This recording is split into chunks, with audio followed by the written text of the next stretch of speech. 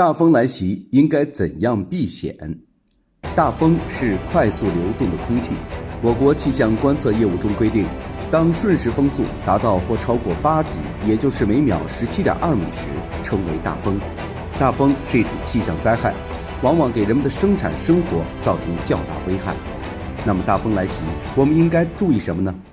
一，在房间要关好门窗，远离窗口，避免强风席卷砂石，击破玻璃伤人。检查和妥善安置易受大风影响的室外物品，如花盆、空调外机、棚架等。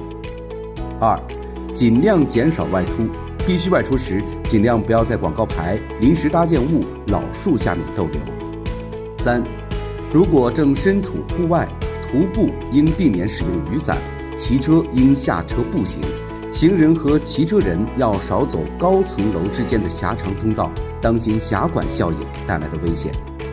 四，居住在临时搭建房屋内的人员应及时对房屋进行检查和加固，如存在安全隐患，应及时撤离到安全地点。五，如果正在公路天桥上开车，应减速慢行，条件允许的话，就近将车驶入地下停车场或隐蔽处，不要将车停放在低地、桥梁及树下。六，在高速公路上正行驶时，一定要保持安全车速车距。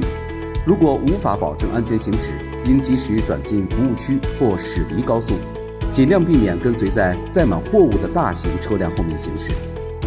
七，高空和户外作业人员应马上停止作业。八，在水面作业或游泳，应立刻上岸避风，船舶要听从指挥回港避风。